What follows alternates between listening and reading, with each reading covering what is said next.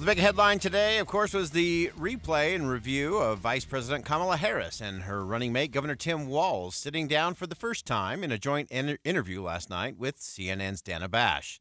It was their first major interview since the announcement. We're going to take a look at what happened. Did they clear the bar? Where did they miss? And most importantly, what comes next? Let's begin. Think you know the news of the day? Think again with Boyd Matheson on KSL News Radio. Kamala Harris has run a pretty cautious campaign so far, letting the natural momentum and excitement over her candidacy carry her forward as an idea, and fundraising truly astonishing amounts of campaign cash in the process. And to be clear, I think that was a good strategy politically. I don't think it necessarily helps her for the fall, but it did give her a nice run. It's important to remember that it was exactly 40 days ago today that President Joe Biden made the announcement that he was going to step aside and not seek another term. And of course, 48 hours after that, Kamala Harris had consolidated the Democratic delegates and became the presumptive nominee. Since that, 40 days and 40 nights, Kamala Harris has not done any press interviews or sit-downs. She has not held anything in front of the press. She's been behind teleprompters and in front of large crowds for the most part. Again, strategically, probably not a bad thing. But now we're approaching Labor Day weekend and what will be a bruising fall campaign. And so she will have to step in front of the mic in front of reporters at a press conference. She'll have to do other media interviews, I think, as it goes along. But let's do just a little bit of a breakdown underneath the hood of what did go well and what didn't go so well, and some things that everyone should have some questions about as it relates to what really comes next in terms of this campaign. Some things that I think the Vice will be excited about, and there's actually some things that former President Trump and his campaign and candidates will be excited about as well. We'll get to that in just a minute. But let's start with the sit-down interview. This was, a sit-down interview. The thing that I was most disappointed with in terms of CNN and Dana Bash was the fact that they did this interview. It was pre-recorded. So that's always one issue that I don't like. There's something about doing what we're doing right now, live radio or a live TV interview. There is something about that is just very, very different. I thought CNN overpackaged the entire thing. The interview itself spanned the entire hour of coverage on CNN, and I get that. They sold some commercials, and they showed a lot of highlights and different things that they had covered, campaign events. In total, the interview itself was only about 22 minutes of content in terms of the hour that the program ran on CNN. So a lot more flash and setup and commercial interruption and tease than it was real substance. And so I think CNN missed an opportunity there. I think they should have asked for a live or at least live to tape if you have to do it for scheduling purposes, which, again, if CNN's asking you to do your first sit-down interview, I think you're going to make time for that. And they did. But again, 22 minutes of content versus an hour of programming. And so there wasn't a whole lot of there. There was a lot of tease and a lot of setup to a lot of things. But let's dig into the content itself in terms of what happened. And let's actually start with the vice presidential nominee, Tim Walz. I want you to listen to this exchange. Dana Bash asked him about his misrepresentation of his military record in terms of a specific phrase, that he had carried a gun into a war zone. And clearly that was not the case. He was never in active duty. He was never in a war zone. But I want you to listen to how he framed his answer. Dana Bash correctly pushes back. And then ultimately he says, yeah, I said it. I didn't do that right. But listen to the circuitous route this has to go to get to the answer. My record speaks for itself, but I think people are coming to get to know me. I speak like they do. I speak candidly. I wear my emotions on my sleeves, and I speak especially passionately about our children being shot in schools and around guns. So I think people know me. They know who I am. They know where my heart is. And again, my record has been out there for over 40 years to speak for itself. The idea that you said that you were in war. Yeah. Did you misspeak as the campaign has said? Yeah, I said we were talking about, in this case, this was after a school shooting, the ideas of carrying these weapons of war. And my wife, the English teacher, told me my grammar is not always correct. But again, if it's not this, it's an attack on my children for showing love for me, or it's an attack on my dog. I'm not going to do that. And the one thing I'll never do is I'll never demean another member's service. Okay. So, Dana Bash set this up properly, as a journalist should, and said, here it is. And she actually played the tape of Tim Walz, and he gave this answer. And just kind of track with me here. Again, whether you love the Harris-Walz campaign or not, set that aside. Answering the question is answering the question. And the question was, did you misspeak? Did you misrepresent? And first, he says, I always speak with passion. I wear my emotions on my sleeve. I love my children. I'm passionate about my children. People know me. People know my voice. People know my record. People like the way I sound. I sound like them. My record's been out there. My wife says my grammar sometimes doesn't work properly. And then he mentioned his dog. None of that had anything to do with the question. Now, Dana Bash properly pushed back on Tim Walz and said, your campaign walked it back and said that you misspoke. Was your campaign right? Did you misspeak or not? And he gave another circuitous answer and then ultimately said, yes, I misspoke. And as I watched that last night, it was like, oh, finally. It took 5 minutes out of, again, 22 minutes of content for Tim Walz to admit that he was wrong, that he had misspoke, that he had exaggerated what he had done in the military. It shouldn't be that way. It should just answer the question. And I get the politics of it, and I get all of the different stuff. Tim Walz did some good things. He cleared the bar. And the first bar, to be very clear, was to do no harm. And they didn't do any harm. Neither Tim Walz nor Kamala Harris did anything that was damaging yesterday. This one was not damaging, but it was disappointing to me about Tim Walz that he wouldn't just, in the first instance, just end it and say, yes, I misspoke. This is what matters, and move on. Don't go round and round and make the reporter have to dig and dig and dig for a simple answer that, yeah, I misspoke. My campaign said I misspoke. I did misspeak. And now what's next? Now, Kamala Harris had some interesting, circuitous answers as well, but she also had some really strong moments. I thought one of the strongest was when she contrasted her leadership style with those of her opponent. I'm talking about an era that started about a decade ago, where there is some suggestion, warped I believe it to be, that the measure of the strength of a leader is based on who you beat down, instead of where I believe most Americans are, which is to believe that the true measure of the strength of a leader is based on who you lift up. That's what's at stake as much as any other detail that we could discuss in this election. So I think that was an important moment for Kamala Harris. She didn't have to trounce on the former president. She didn't have to invoke all of the different things about the former president. She said, look, I think it's a contrast in leadership. And some people over the course of the last decade or so have come to believe that leadership is about tearing your opponents down, beating them down. I believe that leadership is about lifting people up. I thought that was a good answer. And I actually appreciated the way she answered it, because she didn't have to rattle off everything that's gone wrong in the Trump administration, didn't have to get into legal battles, didn't have to get into anything else. And I think that was super smart, not just from a political strategy standpoint, but just from a leadership standpoint. Everybody knows you're against your opponent, so you don't need to talk about them. Just talk about what you're doing and where you want to go. And so I thought Kamala Harris did a nice job. Look, over the last decade or so, leadership has been about zero-sum game.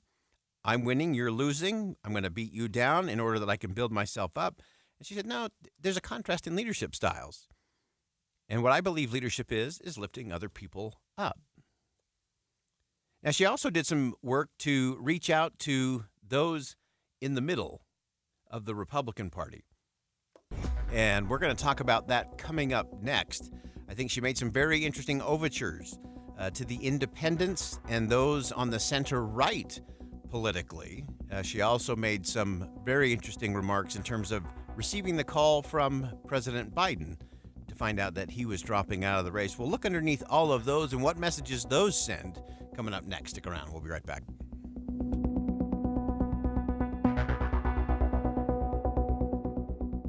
Think again on Inside Sources with Boyd Matheson. The Cougars are back in the business of rivalry. We have TCU and Baylor, but at the top is Utah and BYU. The big time in the Big 12 just got bigger. The Cougars win it! The Cougars win it! And here come the fans! Just one day to the season kickoff. BYU, Southern Illinois. Listen to Cougar Tracks for updates each day. 7:55 in the morning and 5:55 in the afternoon on Utah's legacy home of the Cougars. KSL News Radio.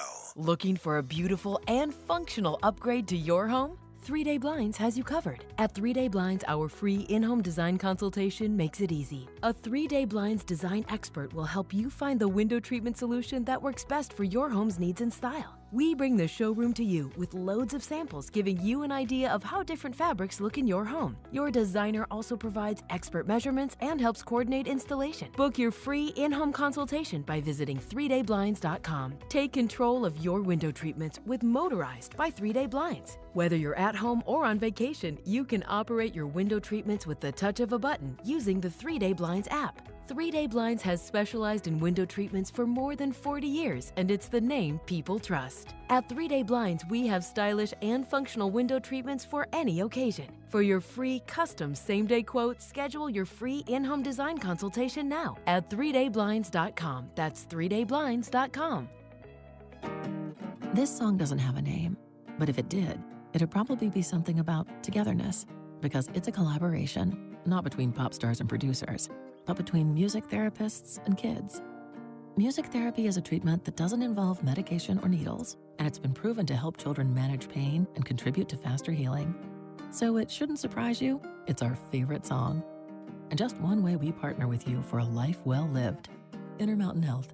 The power of we. Hi, this is Doug Wright. Over the years, I've talked a lot about hard water. Takes years off the life of water heaters and other appliances in your home. Leaves scum on the shower walls, and you almost need a jackhammer to remove that. I've talked about how Connecticut of Utah, an authorized Connecticut dealer, their water softeners are maintenance-free.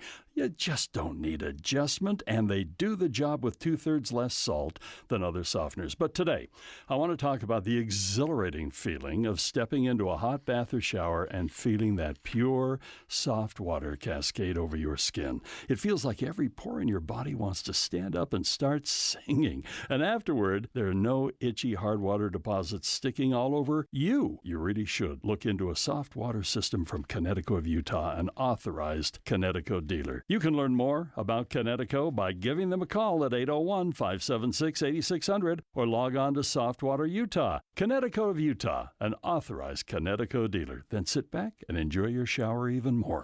The Utah RV Super Show, the premier RV event of the year, is back at the Mountain America Expo Center, Thursday, September 12th through Sunday, September 15th.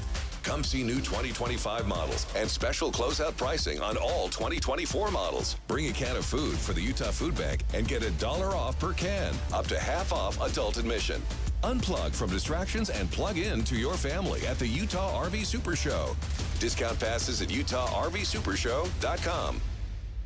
Dan owed an unbelievable amount of money to the IRS. I got behind on my taxes. It's a horrible feeling. He was in denial. And when I got those letters from the IRS, you wanted to act like they didn't exist. Finally, Dan turned to Optima Tax Relief, the leading tax resolution firm. A-plus rated by the Better Business Bureau, they've resolved over $1 billion for their clients. Optima got me a settlement with the IRS. These people are really people-friendly. It was every bit of a new lease on life for me. The fast action and the great results made Dan's head spin. I felt like I was in a dream, but it's real, and I have paperwork to prove it. They got the job done, and life is good. For tax help you can trust, call Optima now for a free consultation. If you're worried about what's going to happen with the IRS, stop worrying. Make the call now. Call 800-343-6460. 800-343-6460. 800-343-6460. Optima Tax Relief. Testimonial from an actual client. Some restrictions apply. For complete details, please visit OptimaTaxRelief.com. Getting help with electrical repairs is easier than you think. All you have to do is call Any Hour Services or schedule an appointment at anyhourservices.com. No one helps more homeowners than Any Hour Services. With the 3 things you need to know this hour, I'm Britt Johnson. First, updates from Provo Police about the threat made involving an upcoming rivalry football game. They believe the threat of violence to be individually based and not directed to the broader community.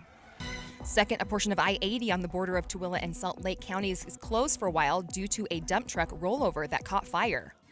Third, a lion traumatized by the war in Ukraine has been moved to a conservation center in the UK. Right now it's 79 degrees and sunny in Salt Lake City. Back to the movie show on KSL News Radio. Boyd Matheson divides rage from reason on Inside Sources.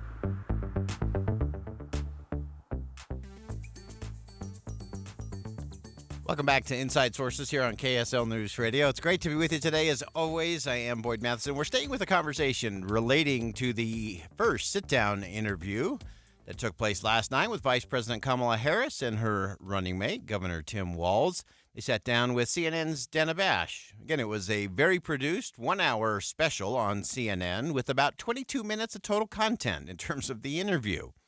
A lot of teases, a lot of commercials, a lot of visuals from big public events and campaign rallies, and there wasn't a whole lot of there.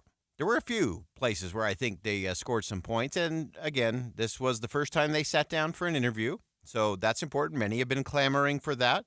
I think there was just enough in this interview that for those who are supporters of Kamala Harris and Tim Walz, for them to say, oh, that was great, and now we can say we've done the sit-down interview. And there was enough and not enough in that interview for some of those detractors and those opponents of the Harris-Walz tickets to say that was just choreographed, that was just more of the Democratic National Convention, and she still needs to stand in front of reporters and do a press conference and take real questions in a real live fire kind of situation, not something that's a little more at ease around a table, something that gets edited and produced. So there's enough for everybody, all the way around. I'm sure everybody is happy and unhappy following that.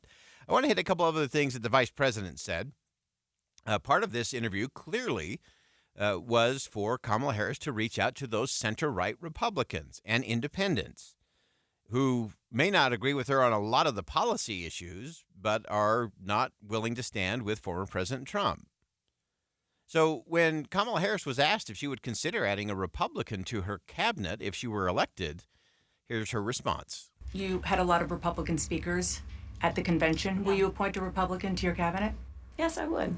I think it's important to have people at the table when some of the most important decisions are being made that have different views, different experiences. And I think it would be to the benefit of the American public to have a member of my cabinet who was a Republican. That was a really strong answer, I think, from the vice president. And again, appealing to center-right Republicans who aren't comfortable with the former president and those independents that are looking for a home and somewhere to vote. And so I thought the way that she laid that out was really strong. I think she did a good job there. I think one of the real challenges in the course of the interview is that I felt that both Vice President Harris and Governor Walz were a little over-prepared in terms of how to handle the more difficult questions. Questions regarding areas where they've changed position or when they advocated for one policy and now they're advocating for something completely different from that. The phrases that were heard over and over and over again were, people know my position. People know where I stand. I lost count of how many times that was said. She also used the framing of, my values haven't changed. Now, I actually like that as a framing and as a phrase. She used it 4 times during the course of the 22 minutes of actual content in the interview. And so it felt just a little rehearsed, a little over-prepared. But that's an important question. And this is one that we have raised on this show from a principle standpoint.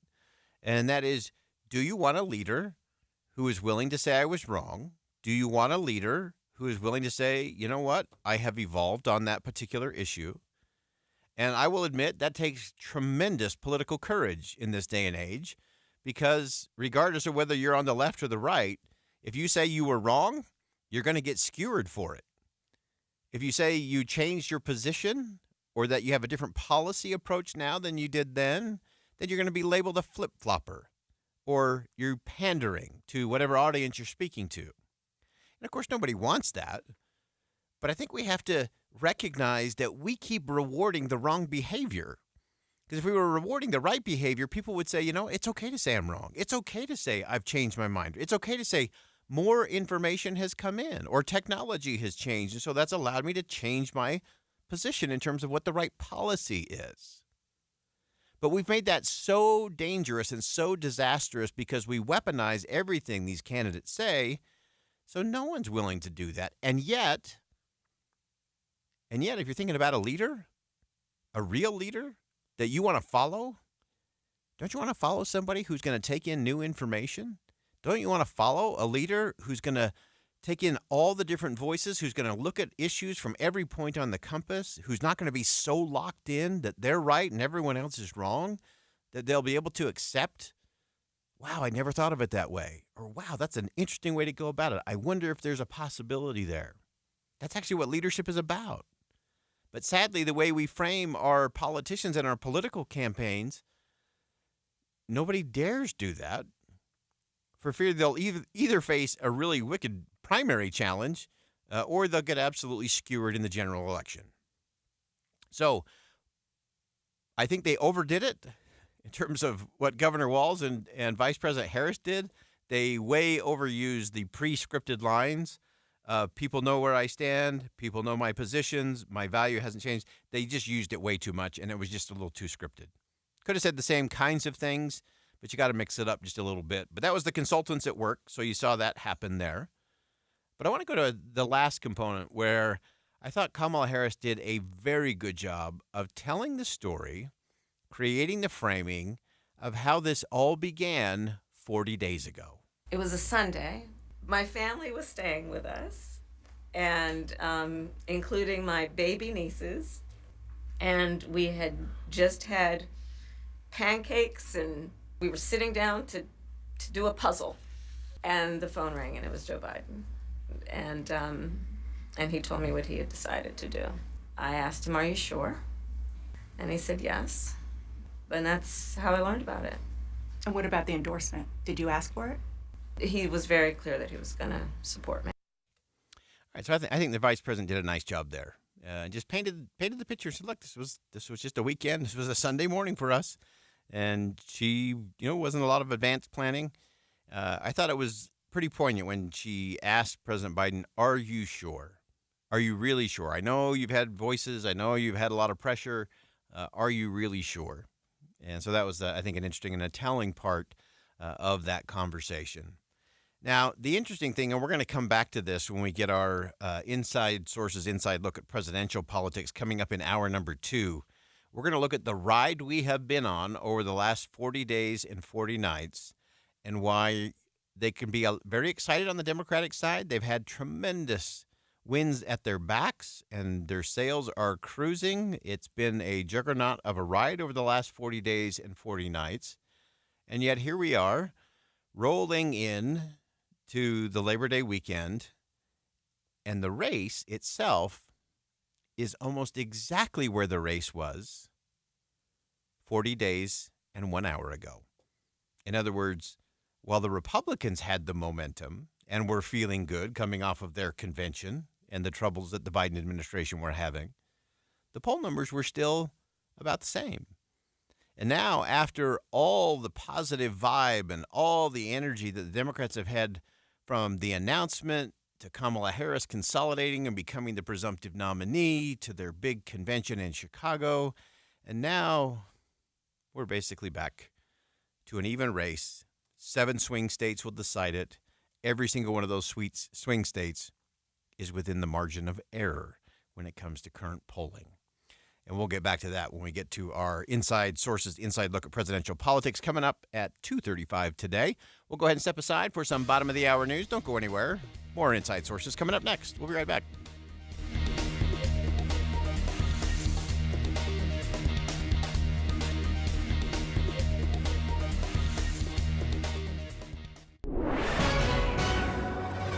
Good afternoon. It's 1:30 at KSL News Radio. I'm Britt Johnson. KSL's top story this hour: a mountain lion that had been roaming through Lehigh over the past few days has been euthanized. Lehigh City Communications Manager John Tell Livingston says their animal control officers have been patrolling the area and trying to track the lion down until they finally spotted it last night. The mountain lion was located off of 2100 North in a construction company trailer lot. It was first spotted on the railroad track about 1500 North, walking down the train track. Livingston says this mountain lion was young, and wildlife officials tell her that mother lions are pushing their cubs out to fend for themselves around this time of year. Ultimately, the Division of Wildlife Resources made the decision to put the mountain lion down. Our top national story this hour from ABC News. As the election approaches, new data from ABC News poll shows both parties are prepared to accept the outcome of November's election. 89% of Democrats said they personally are prepared to accept the outcome of this election. Only about 11% of Democrats said that they would not accept the outcome or are not necessarily prepared to. And for Republicans, it was also a high number. 78% of Republicans said they were personally prepared to accept the outcome of this election. ABC's Jay O'Brien reporting. Your money at this moment: the Dow has gone up, gained 65 points. The S&P is up 35 points, and the NASDAQ has gained 134 points. Coming up, things will heat up for the weekend. KSL weather is next. KSL News Time, 1:31.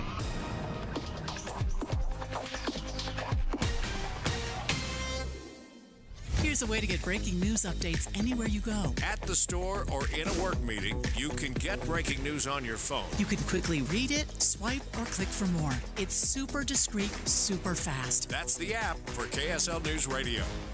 It's happening at pharmacies all across America. Older Americans keep asking, where are the lower prices on prescription drugs Joe Biden and Kamala Harris keep taking credit for? First, Harris cast the deciding vote for the Inflation Reduction Act, promising to lower drug prices. Then the Biden-Harris administration used the money from Medicare to bankroll their liberal green agenda. That's right. Instead of savings, seniors got a 20% premium increase, restrictions on access to medicine, and fewer cures. Now, liberals want to expand this Biden-Harris scheme that is already hurting seniors. Thankfully, Congressman Blake Moore has always fought to protect Medicare drug coverage. Call him at 202-224-3121. Urge him to keep fighting for affordable drug coverage by opposing H.R. 4895. Paid for by Seniors for Better Care. This is it. Our biggest Labor Day sale ever at Hot Tub Factory Outlet. It's happening this Friday through Monday. Save a massive 30, 40, even 50% off MSRP on Sundance hot tubs and swim spas. Yeah, you heard right. 30, 40, 50% off MSRP. Every size, every color. Choices are endless. And we're sweetening the deal. Be among the first 20 buyers and you'll get a $2,700 electric massage chair. Absolutely free while supplies last. When they're gone, they're gone. Every Sundance hot tub, every swim spa. Our savings are gigantic. Come see the biggest swim spa showroom in the state. We make it easy for you to say yes to your very own hot tub or swim spa. Time is ticking. Get to Hot Tub Factory Outlet next to Cowabunga Bay in Draper. We're even open on Sunday from 11 to 4. Don't miss this one. Hot Tub Factory Outlet. Make this Labor Day unforgettable.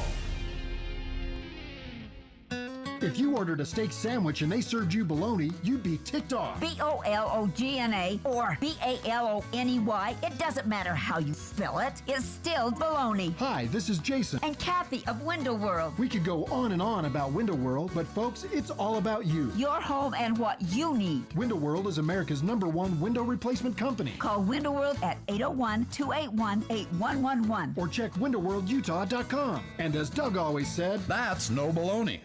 Nearly 70% of Utah's land is controlled by the federal government, severely limiting Utah's ability to actively manage and protect our natural resources.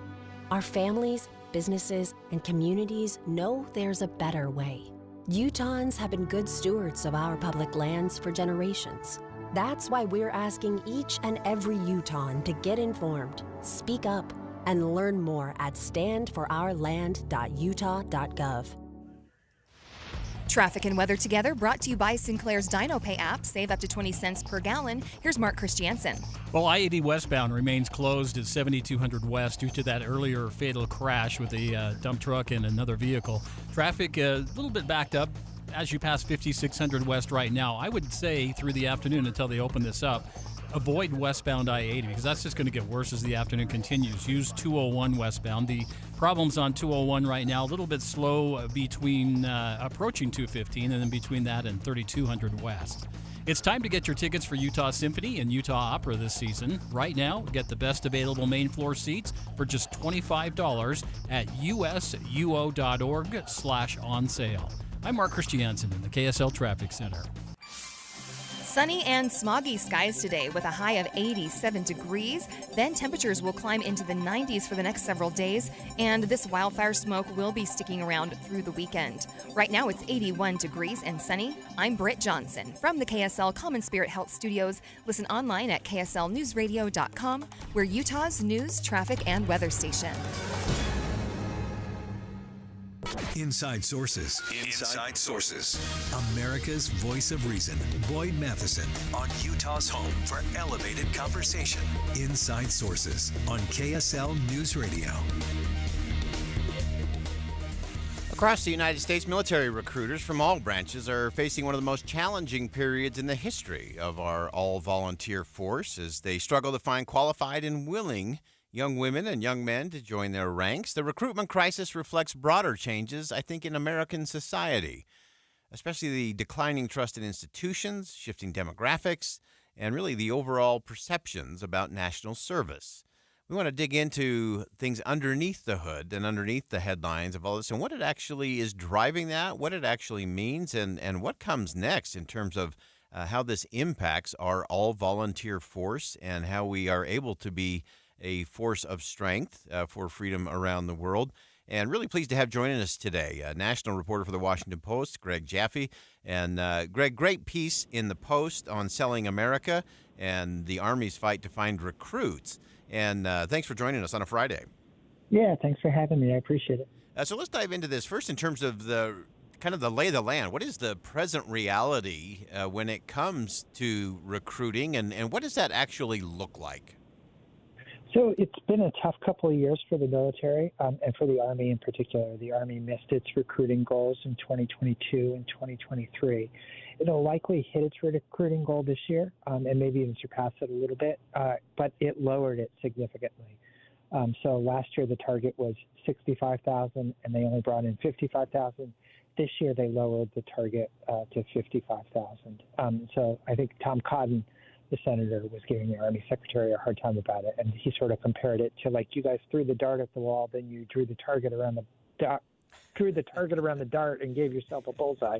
And he's not entirely wrong on that score. Yeah, fascinating stuff. And as you look at how that plays out, one of the things I loved in your piece in the Post was just talking about some of the things that are happening underneath that. Will you break that down for us, whether it's mistrust or distrust of institution, the division within the country, even some of the post-COVID things I found very fascinating.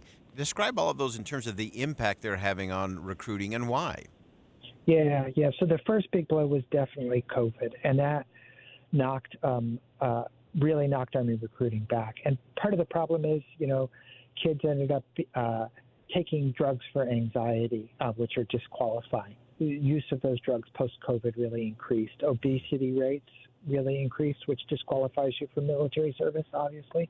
And test scores. So you have to do reasonably well on a sort of standardized test that the Army gives. It's kind of a version of the SAT to qualify. And so for those reasons, it's the number of kids who are actually qualified to serve and number of young people who are qualified to serve is dropped significantly. And that's a big problem. I think the other big problem, as you mentioned, is like these guys really are selling America. They're selling service to country. They're selling belief in our leadership. They're selling belief in each other, and as they say, there aren't Republicans and Democrats in foxholes.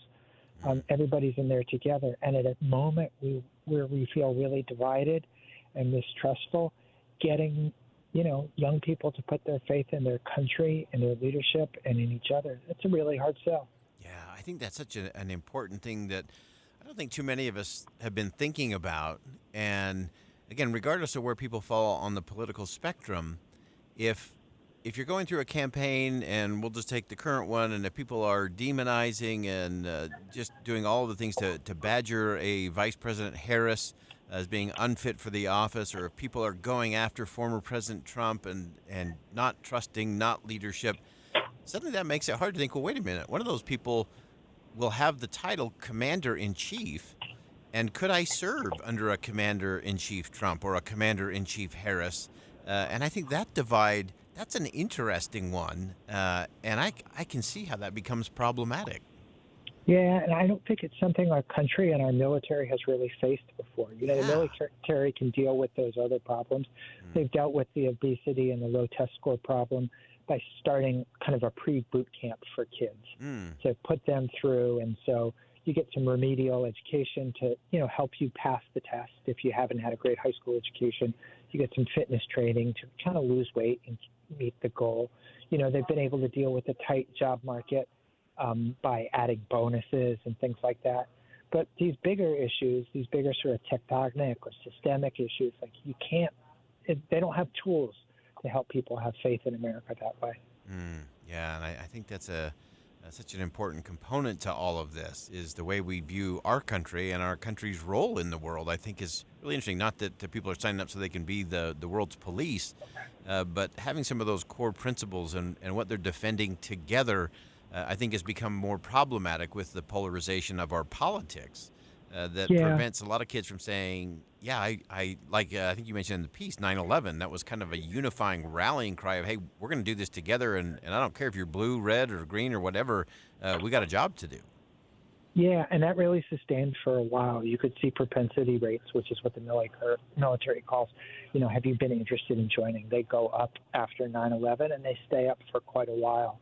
But they've really kind of collapsed in the last 5 years. And at the same time that you see mistrust in institutions and growing, not necessarily mistrust, but a lack of faith in the military has grown as well. And I will say, this past week with the controversy of Arlington National Cemetery, regardless of how you view that and who is at fault, I think when you have the military politicized in that way, in which it becomes a political football, in which, both people are using the military to score points against the other candidate, that's bad news for the military. I could not agree with you more on that. We said earlier today that anything political happening in Arlington National Cemetery, that is a sacred ground, that is hallowed ground, and there's no place for politics in there. All of those markers do not carry signatures of Democrats or Republicans or independents or anything else.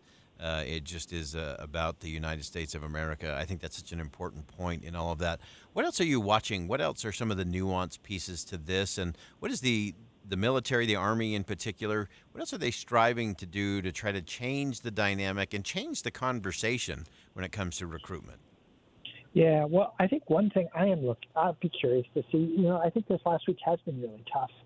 And I think it will make life tougher for the recruiters that we spent time with, Sergeant Beeston and others, to say that, hey, this isn't about politics, this is about America. That when you have a political campaign like the one we're currently in and a controversy like the Arlington National Cemetery one, it does really make it harder.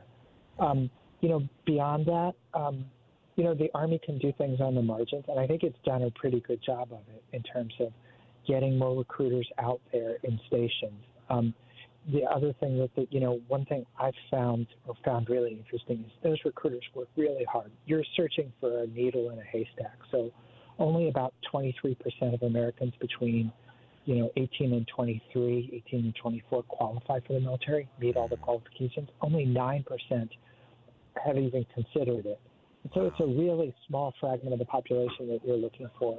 And so they're searching for a needle in a haystack. I think one of the hopes that the Army is playing with is using some artificial intelligence technology to search for patterns in this massive trove of data about our young people to help recruiters figure out, well, this is a candidate that might be interested. Don't waste your time over here. But to help refine those, because those guys are just making, hours after hours after hours of cold calls, looking for somebody who might be interested. Yeah. Fascinating piece, and I do think it also is impacted by the fact that very few people, used to be so many, almost everybody had some connection to somebody in the military, and those numbers, of course, have been dwindling for a long time, whether it's a direct family member or a neighbor. And as those numbers go down, I think you lose some of that interconnectedness and what the military really can be and what it can really mean in a young person's future and their possibilities. Greg Jaffe, national reporter for the Washington Post. Fantastic piece. Check it out at thewashingtonpost.com. And Greg, thanks so much for joining us. Fantastic perspective. Really appreciate it. Yeah, thanks for having me. I really appreciate it. All right, that's Greg Jaffe again from the Washington Post. That's an important piece. We have an all-volunteer force, and it's based on principles, not politics. And the politics seem to be driving some away from the opportunity to serve in our armed forces. We'll step aside for a quick break. More Inside Sources coming up next.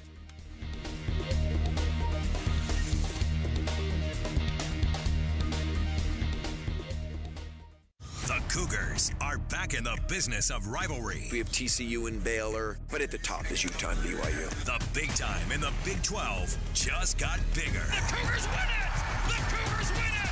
And here come the fans! Just one day to the season kickoff. BYU, Southern Illinois. Listen to Cougar Tracks for updates each day. 7:55 in the morning and 5:55 in the afternoon on Utah's legacy home of the Cougars. KSL News Radio. Hey, here's a great what if for you. What would happen if you had access to your own coach and dietitian to help you lose those frustrating pounds and inches that have been keeping you away from being active and healthy? Well, let me tell you about my what if that became a what is. When I happened to tap into the power of my Soda weight loss specialist, I lost 37 pounds in 90 days, and I've stayed on that target number for 2.5+ years now. Why? Because it works. It's not a diet pill. It's not a potion. It's not any of those harmful drugs with side effects, and it has lasting staying power in terms of the results. So make your what if a what is. Do it now. When it comes to your Soda weight loss journey, there's no time to lose. There's only time to win. So start winning today. Check it out at sodaweightloss.com. It's SOTA weightloss.com because it is based on science and real results. So make your what if, when it comes to weight loss, what is? Live a healthier you at sodaweightloss.com. You trust us for news and information in your car. Now trust us at home. KSL News Radio has you covered, keeping you informed on the latest breaking news, weather, traffic, sports, and more. Listen on your Amazon Echo or Google Home device. Just say, Alexa, open KSL News Radio. Or listen on the KSL News Radio Listen app. Text the word app to 57500. KSL News Radio. We have you covered. My son loves to fly kites, but my active psoriatic arthritis can sometimes hold me back. Now with Skyrizi to treat my skin and joints, I'm ready to go. Skyrizi, risankizumab Riza, a prescription-only 150 milligram injection for adults, helps with less joint pain, stiffness, swelling, and fatigue. For those who also have plaque psoriasis, 90% clearer skin is possible with just 4 doses a year after 2 starter doses.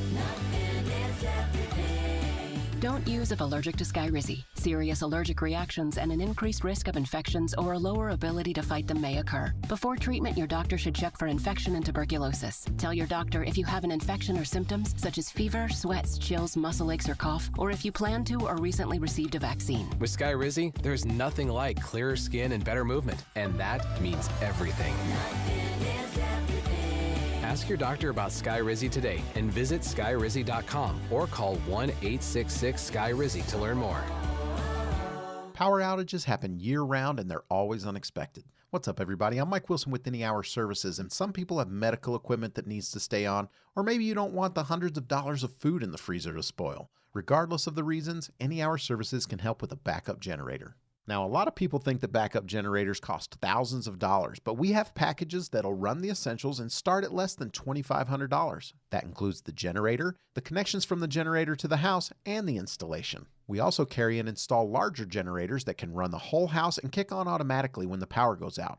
Of course, those cost more, but if you call right now, you can save $1,000 on any standby generator purchase over 9,000 watts. A licensed electrician from Any Hour Services will walk you through the process and show you what options are available. And if you need it, we have flexible financing options available, even if you've been told no in the past. To schedule a free estimate, call Any Hour Services today. Google Any Hour Services or schedule online at anyhourservices.com. No one helps more homeowners than Any Hour Services.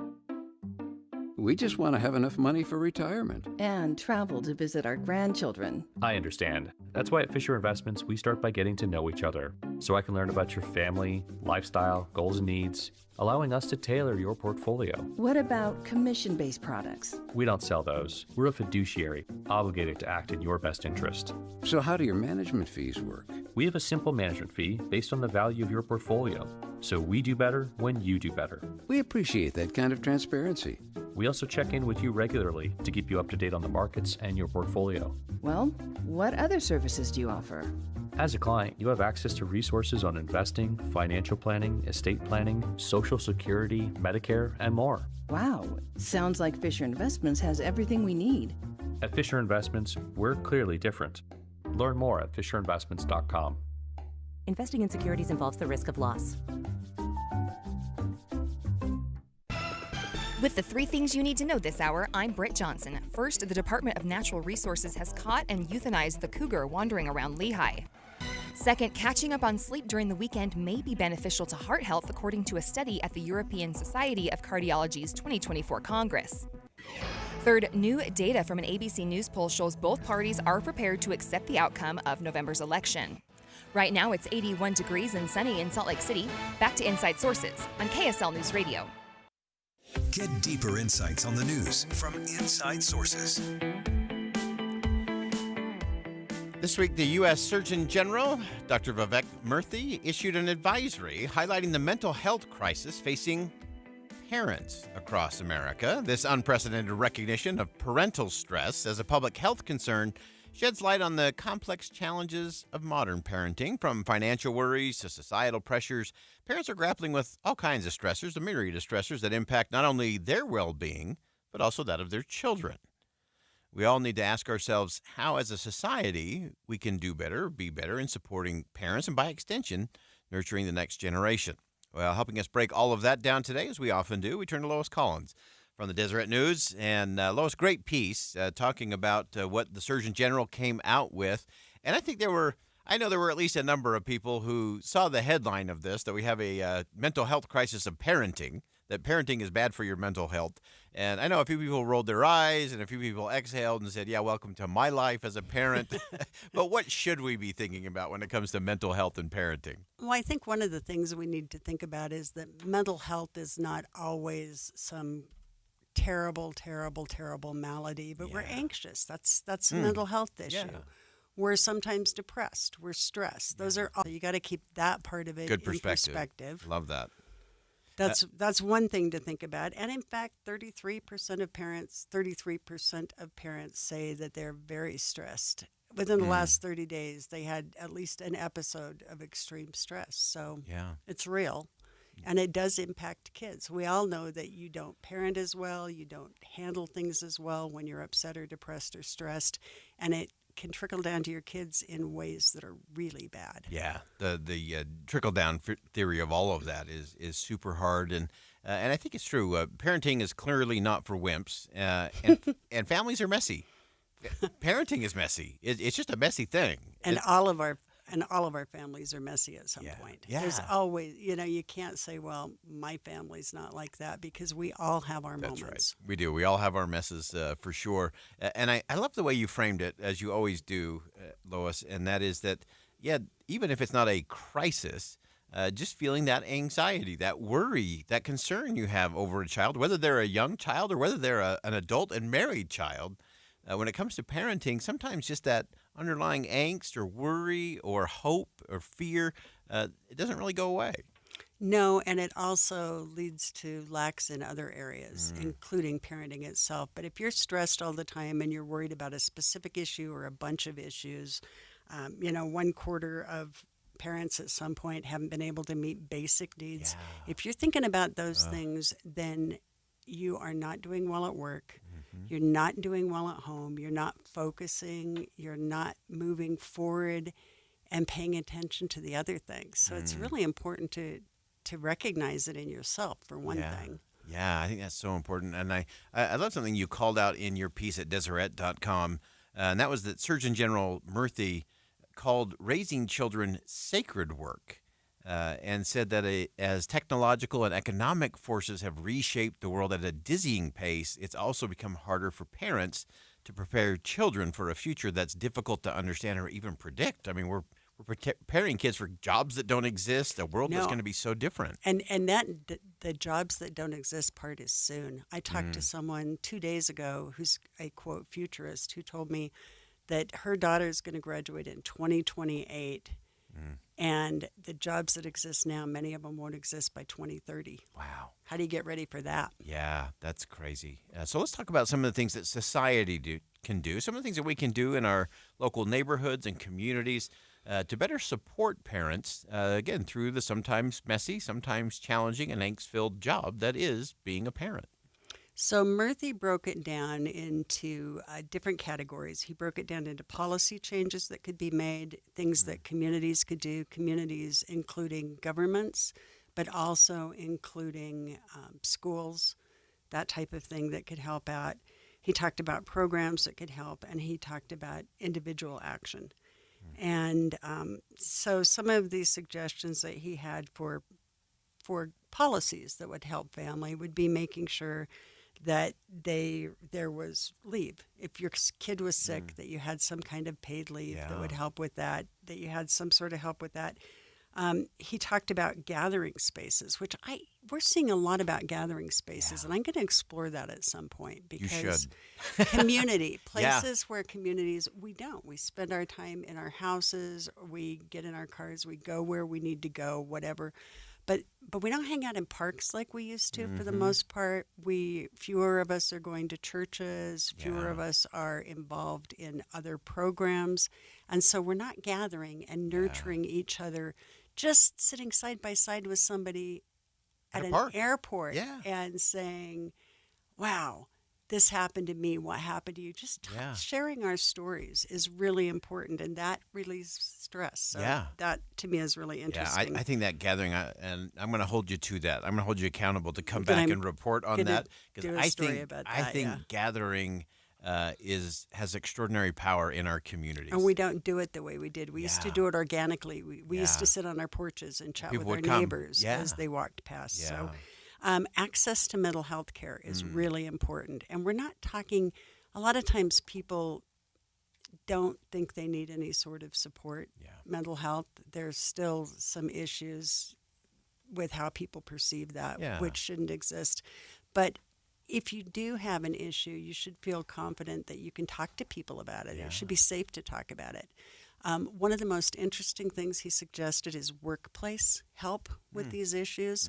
Flexible schedules are important. You can't always have a flexible schedule. You're going to be on the air when you're going to be on the air. But there are so many jobs where people can't plan ahead, where they can't plan to get help or be there for their kids or do whatever because they're on call, or they're going to be restaurants that say, we don't need you today, don't bother come in, or that call you and say, we want you to work here, or schedules that you can't plan 2 weeks in advance. That's really hard. And it's really hard on parenting to figure out what to do. And so things like that really are important. And the other thing that he called out that was interesting that I think most of us don't think about is making room to help people who have been incarcerated move back into the community after they have served their whatever their penalty is. Not making it impossible. If we deem that they are belonging in the community, then why is it so hard for them to get back in the community? And how does that impact their mental health, their parenting, their children, and those of all the people around them? It's more than just them. So that was really interesting. So powerful and such an important thing. We're actually going to talk about this coming up at the top of the hour, kind of this realigning, especially you talked about those coming out of incarceration. We're going to talk about masculinity and civil engagement in an interesting way coming up at the top of the hour. Lois Collins, this is an important conversation in terms of parents and parents' mental health. And a lot of things in there that I hadn't thought about, or I'm kind of thinking again about what I thought I knew when it comes to a lot of those things. As always, Lois, thanks so much for joining us. You can check out Lois's piece at Deseret.com. And thanks again for joining us. Always a pleasure. All right, we'll step aside for some top-of-the-hour news. As I mentioned, when we come back, realigning masculinity towards civil engagement. This will get you to think again. Stick around. We'll be right back.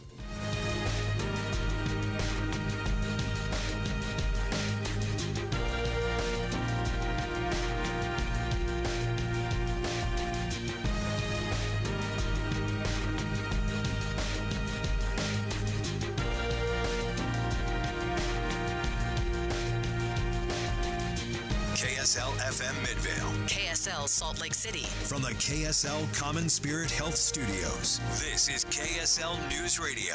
Utah's news, traffic, and weather station. It's 2 o'clock at KSL News Radio. I'm Britt Johnson. KSL's top story this hour, just under 30% of homes in Salt Lake are being sold for more than their asking price. Data from Redfin shows last month only 29.3% of Salt Lake homes were sold for more than what the owners were asking.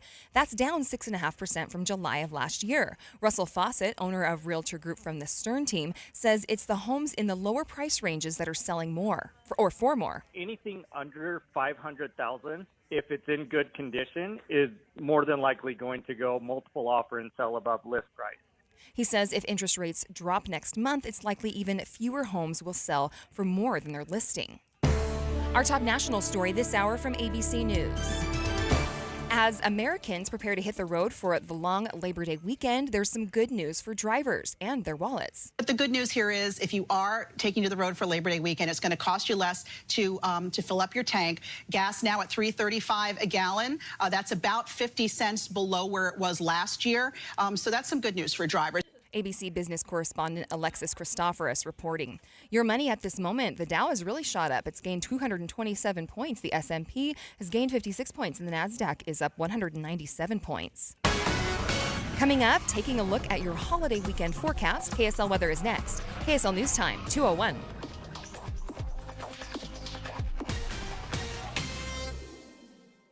News doesn't just mean information or dates. It's the story of our local history being told in real time. Be a part of the story. This is Tim Hughes and Amanda Dixon. We hope to be a part of your story. We have you covered on KSL News Radio. This is Derek Overstreet of the New Millennium Group and host of Stop Working and Start Living Radio. If you're close to or in retirement and you don't have a tax plan, call us right now, 888-999-6370. That's 888-999-6370. Listen, our country's been spending like never before, and the tax bill is coming soon. If you need an income tax strategy and a financial plan that will get you through the rest of your life, give my team a call, 888-999-6370. That's 888-999-6370. If you want an investment plan that allows you to keep more of your gains and pay less taxes, give us a call, 888-999-6370. My team specializes in the type of plan that will get you retired 3 to 5 years sooner than you thought possible. So, get a no-cost tax analysis by calling 888-999-6370. That's 888-999-6370. My team is standing by now. Whether you own a local business or a global one, you're always looking for ways to position your operation to create opportunities and move on them faster. With Bank of America, you get access to experts, award-winning insights, and business solutions so powerful, you'll make every move matter, locally and globally. Visit bankofamerica.com/banking for business to learn more. What would you like the power to do? Copyright 2024 Bank of America N.A. Why choose a Sleep Number smart bed? Can I make my side softer? Can I make my side firmer whenever I want? Can we sleep cooler? Sleep Number does that. Cools up to 8 times faster and lets you choose your ideal comfort on either side. 94% of Sleep Number smart sleepers report better sleep. And now, during our biggest sale of the year, save 50% on the Sleep Number limited edition smart bed. Plus free home delivery on select smart beds when you add any base. Ends Labor Day. To find a store near you, visit sleepnumber.com. My wife and I always loved doing everything together. Jiu-jitsu, kayaking, and intimacy was always on point. It was around my early 30s when I noticed a downward trend. Watching a lot of TV, putting on weight, and just full of self-doubt. I had tried another men's clinic with disappointing results. It's the personalized treatment I receive at Revive Men's Health that has been the complete game changer for me. I've got my energy and motivation back, I'm feeling stronger than I did in my 20s, and it made me a much better husband to my wife. I'm Eric Ramos, healthcare provider at Revive Men's Health. If you are always feeling tired or moody, have a difficult time sleeping, or decreased libido, you may be suffering from low testosterone. Book your free T-check and exam at Revive Men's Health Salt Lake City.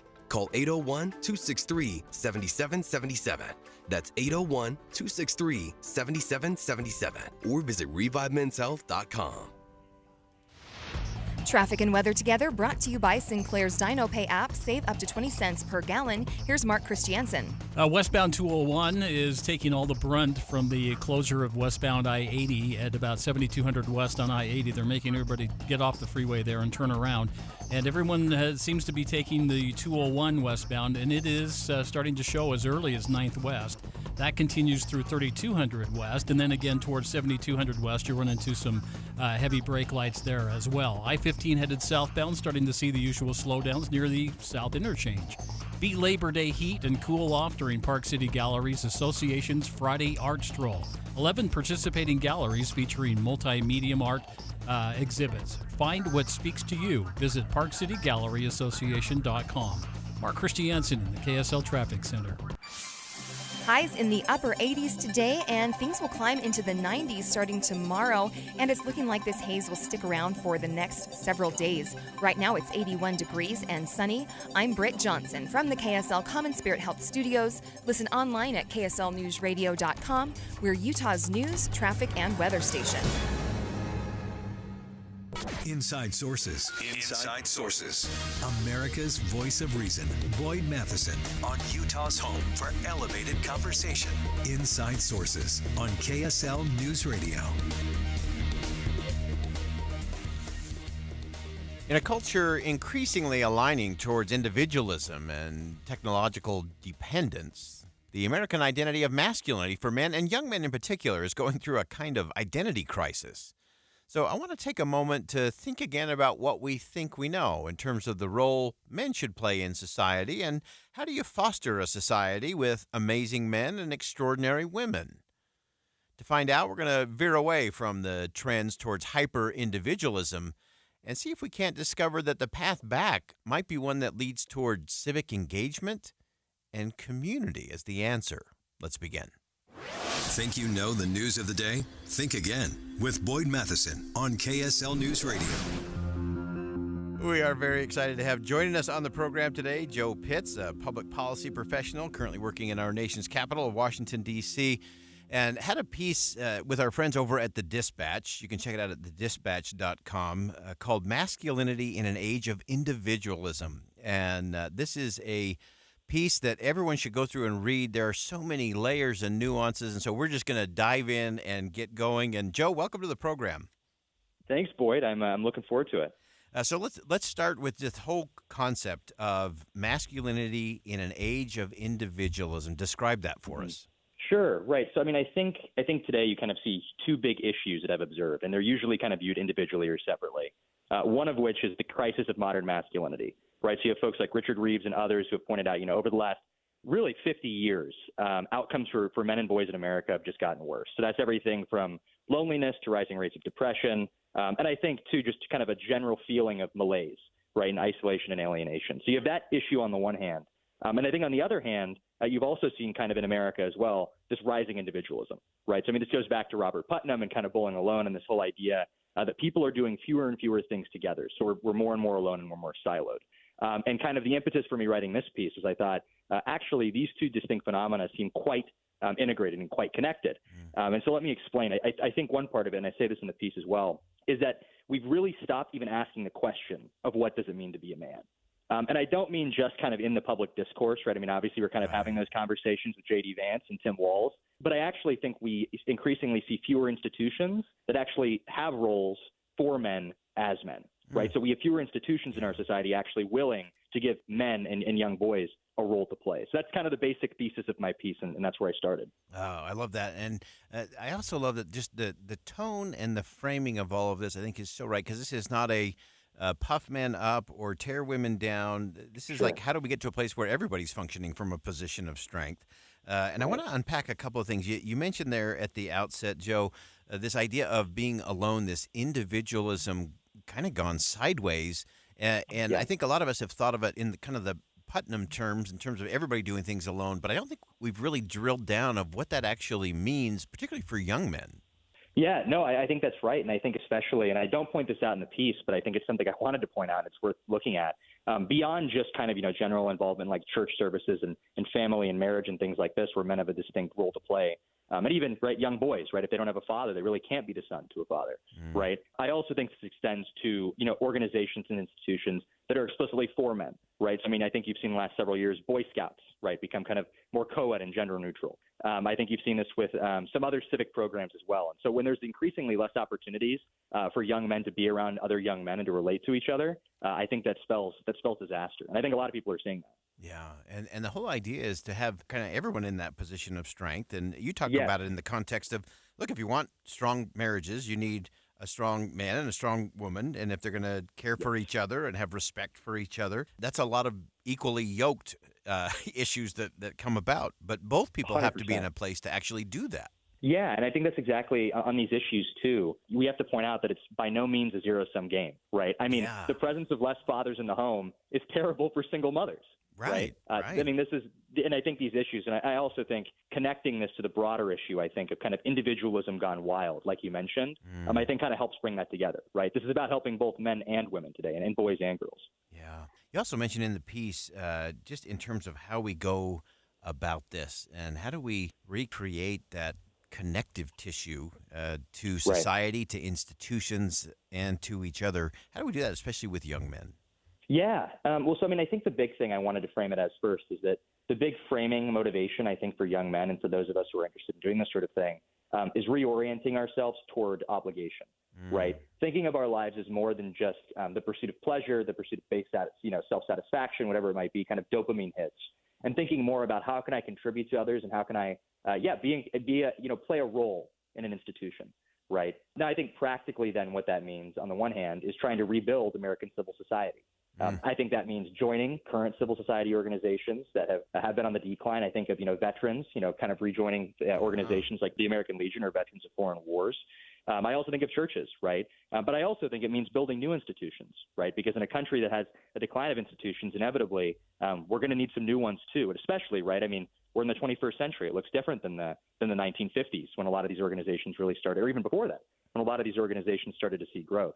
And then I also mentioned too, and maybe this is another topic of conversation, but reestablishing a more healthy relationship with technology, because I think the role of social media is big here. And I think a lot of men spend far too many hours, and I count myself among them, on my screen rather than in the real world. Yeah, in fact, let's unpack that for just a minute in terms of technology, in terms of how we actually get to that balance. We've been having a debate here in the state of Utah and many places across the country in terms of technology, particularly for young men and young girls in high school and in classrooms, and some are just doing these outright bans. And it seems to me that what we have to get to is how do we learn, I think going back to your point in terms of kind of that duty and obligation and really restraint and kind of that balance point. And you don't really learn that if you just take it away or you just ban it. I always go back to the old saying that a man is not honest just because he hasn't had a chance to lie.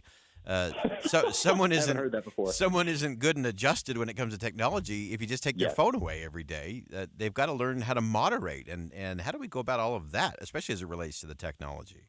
Yeah, I mean, I think this does touch back to the point of reforesting these civil society institutions, and particularly, I think, talking about the role of family here, right? Because that's a role especially, and I will say as a side note, I do think there probably is, and I point this out in the article, a role for public policy here just because of the complex dynamics that have to do with social media. But I think more primarily it's the role of, the father and the mother in the home. It's the role of the teacher in the classroom. It's the role of the pastor, the priest, who can kind of help play that role, right? Especially for young men, because if you have a screen in front of you by the time you're age 12, you're going to be hooked to that thing whether or not you like it or not.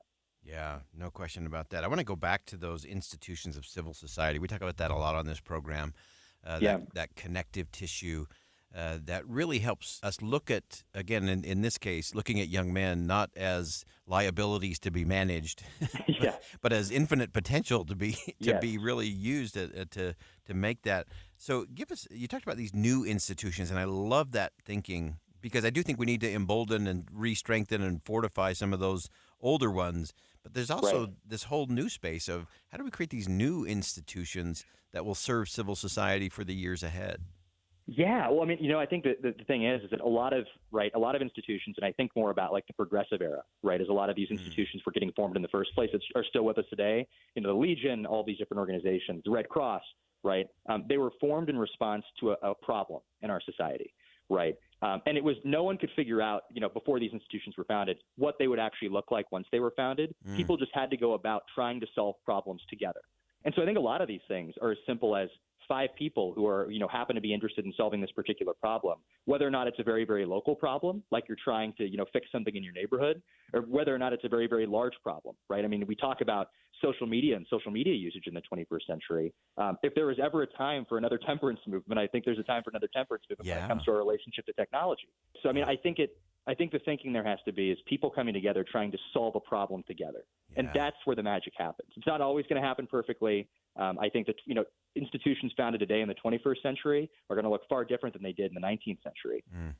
But I think that's the magic sauce. Yeah, no question about that. That is where the magic happens, to be sure. Before I let you go, Joe, we always like to end with a therefore what? What do you hope that people will think different? What do you hope they'll do different, especially in the relationship to this individualism? I think, too, and this message extends to all people, but I think especially kind of in context of the article, it's oriented toward young men, of whom I am one. Part of the issue here as well, and I mentioned this talking about Yuval Levin and this, kind of culture of disordered passivity that he talks about in another article. I think we live in a cautious culture where people are unwilling to take risks, and understandably so in some cases, right? Because, I mean, I think, there are extreme cases in which maybe you ought not to take a risk, to take a risk. But I do think there is that extreme. And there's a wonderful quote from a poet I love, W.H. Auden, and it's a question, and it's to love and to lose, or to never have loved at all. And I think for far too many people today, we're choosing to never love at all just because we're afraid of failure. And I guess what I would say in passing, especially to young men listening out there, is that no, to love and to lose is a wonderful thing, and that I don't think life is worth living if we're unwilling to try simply because there's the possibility of failure. So I would say that's my parting message. Oh, I love that. And Yuval's a good friend of the show. We just had him on. Actually, we had him on yesterday, didn't we? Because we were talking about his new book, which is about covenant living in America, which is part of this whole thing that actually solves this idea. I love the way you framed this, Joe, in terms of a cautious culture that does have a lot of us, and I think young men in particular, kind of walking around in a defensive crouch, missing a lot of great opportunities to engage, to be, to become, and to connect.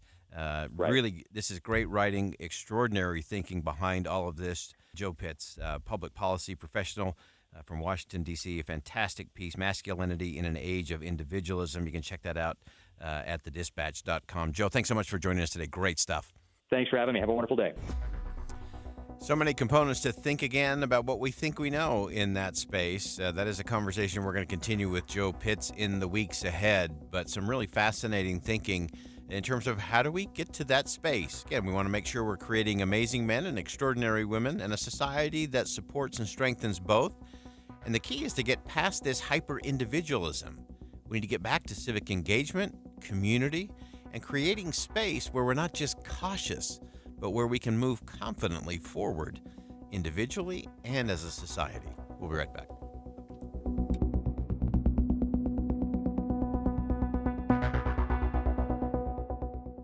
Think again on Inside Sources with Boyd Matheson.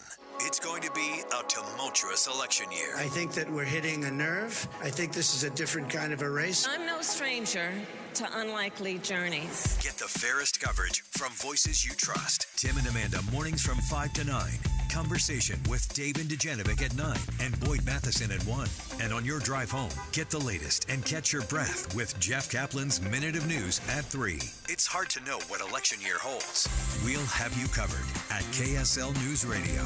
That precious cool air inside your house shouldn't be seeping out through old drafty windows, but if it does, get stylish new windows and frames at factory direct pricing from Advanced Window Products. This is Jeff Kaplan. Advanced Window Products has been building windows here in Salt Lake City for 38 years, but even if you don't need windows, they can give your interior a fresh new look with blinds, shades, and shutters from Graber. They offer custom crafted window treatments featuring the trendiest designs, premium materials, and quality without compromise. Advanced Windows offers start-to-finish service with shorter lead times so you get your custom blinds, shades, and shutters sooner. Call them for a free in-home consultation with their designers. It's a no-pressure experience, and if you need new windows, $2,500 off on 10 windows or more. Or if you need window treatments, it's Advanced Window Products, 801-850-9100. That's 801-850-9100, or go to advancedwindowsusa.com. realtor.com. We're in St. George, and Jenny found a home online that she really loved. And then we went through it with our realtor. He started pointing out things that were going to just lead us to a money pit. We would have been in this house $50,000 or more in repairs. With the help of our realtor, we were able to find a brand new home for $100,000 less than what we would have been paying for one that was 12 years older. We thought we were going to save money not using a realtor, but in the end, our realtor actually saved us over $150,000. Let an experienced realtor guide you.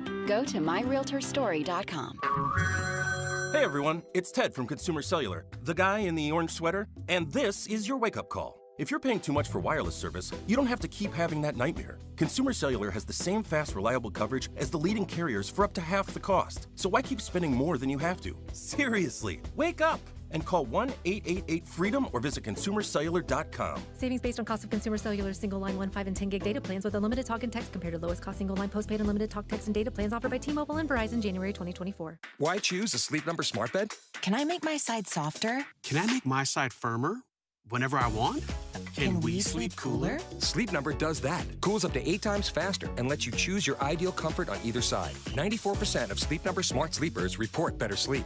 And now, during our biggest sale of the year, save 50% on the Sleep Number limited edition smart bed. Plus free home delivery on select smart beds when you add any base. Ends Labor Day. To find a store near you, visit sleepnumber.com. Trail mix, beef jerky, mixing all the soda flavors at the gas station soda machine. Snacks are better on the road. The gas is better when it's top tier. And the pit stop is better when there's a dinosaur there. Love the filler moments at a Sinclair gas station near you with DinoCare, our top tier gasoline. Some sweet and salty snacks for the commute and a big green dino for the memories. Find a gas station near you at sinclairoil.com. Sinclair, fill up your life. Any Hour Services free furnace sale is going on right now. If you haven't scheduled your free estimate yet, what are you waiting for? Call Any Hour Services today or schedule online at anyhourservices.com. With the 3 things you need to know this hour, I'm Britt Johnson. First, the national average for gas is now at 35 cents a gallon. That's about 50 cents below where it was last year, just in time for the holiday travel. Second, catching up on sleep over the weekend might be improving your heart health, according to a new study. Third, only 29.3% of Salt Lake homes were sold for more than what the owners were asking. That's down 6.5% from July of last year. Right now, it's 81 degrees and sunny in Salt Lake City. Back to Inside Sources on KSL News Radio. Inside Sources, an inside look at 2024 presidential politics. We do this every Friday on Inside Sources. We take an inside look at presidential politics, what's been going on, and a lot's been going on.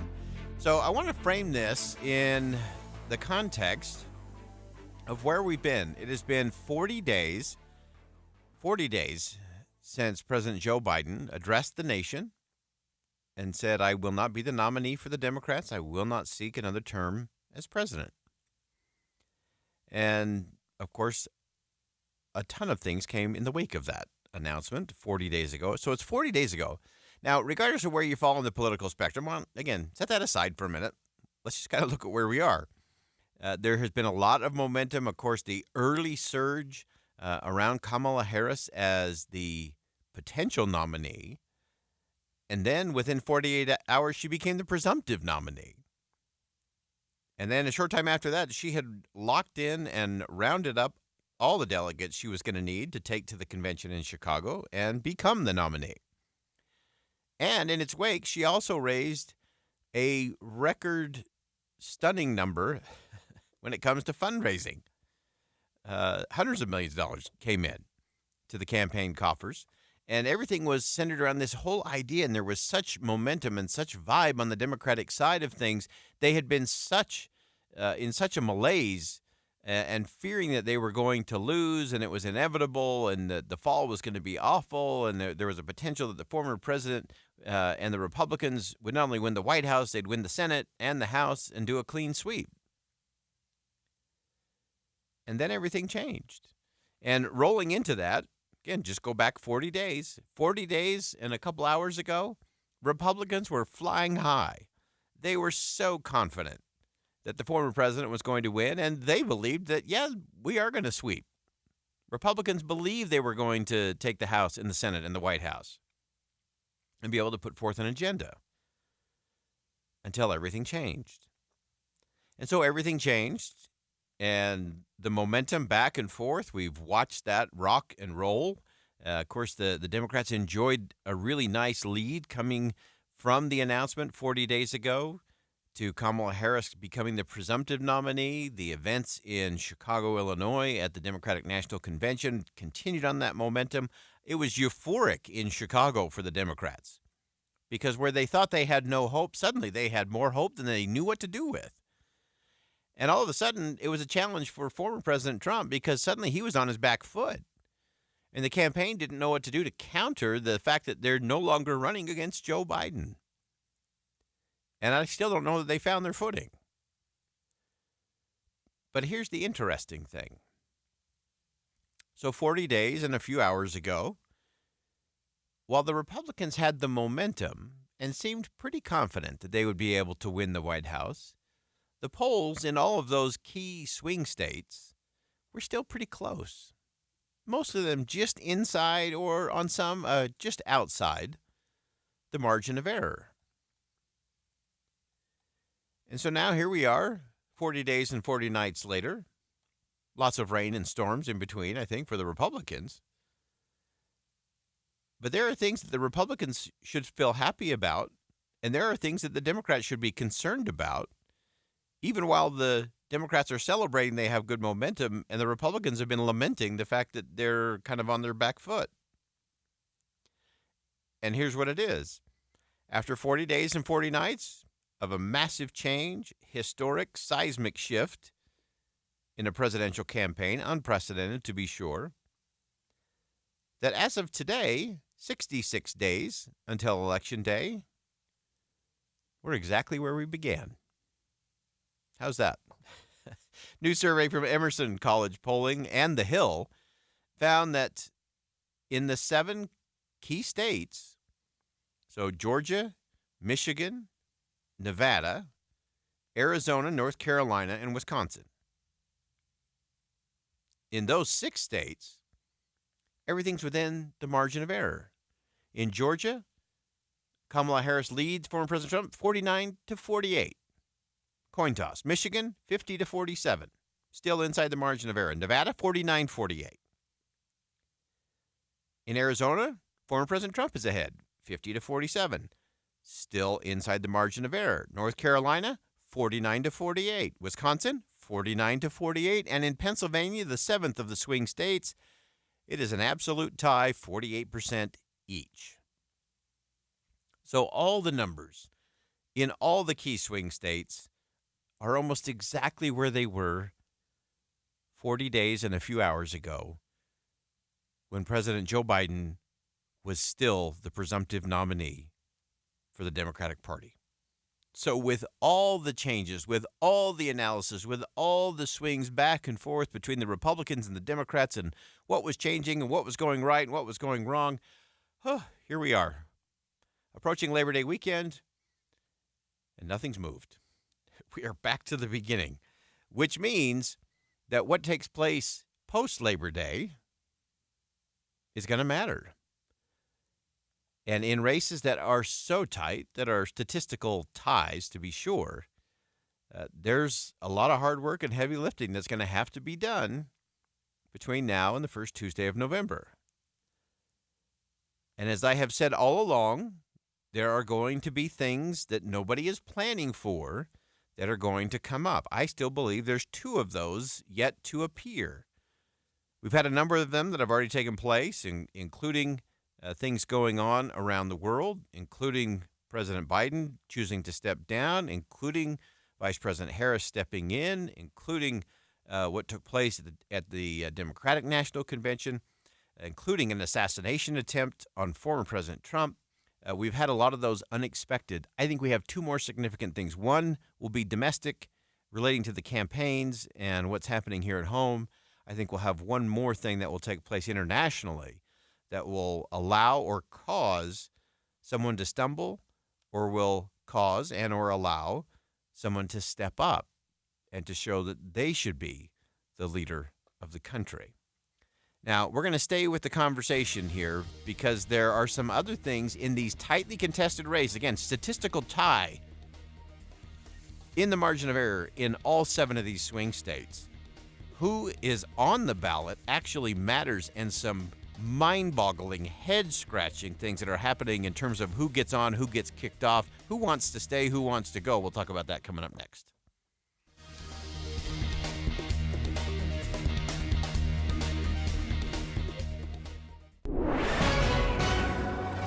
It's 2:30 at KSL News Radio. I'm Britt Johnson. KSL's top story this hour: catching up on sleep over the weekend might be improving your health. KSL News Radio's Alexandria Bonilla reports. A new study will be presented next week at the European Society of Cardiology 2024 Congress with findings that catching up on sleep during days off of work reduces the risk of cardiovascular disease by 20%.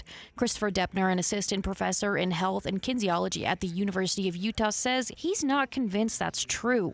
He says it can take 5 to 7 days for biomarkers to recover after a week of poor sleep. Deppner also says flip-flopping back and forth between two sleep schedules can confuse your body and cause what they call social jet lag. Deppner says proper sleep is always recommended and not limited to just the weekend. Our top national story this hour from ABC News. Police in Riverside County, California have made an arrest in the case of a missing couple who lived at a nudist camp. Their dog also disappeared. ABC's Alex Stone has the latest from Southern California. Police in Redlands believe Dan and Stephanie Menard are dead. They lived at a nudist camp in the desert town, and now police have arrested their neighbor, accusing him of murder. It's believed the bodies are hidden in his home. Police won't talk motive. A SWAT team ripped apart their neighbor, Michael Sparks' home, looking for him. They used an armored truck to just rip it apart. He was found hiding underneath the home. Alex Stone, ABC News. Your money at this moment: the Dow in the green, 228 points. The S&P also up 56 points, and the NASDAQ up 197 points. Coming up, warmer temperatures are on the way. KSL weather is next. KSL News Time, 2:31.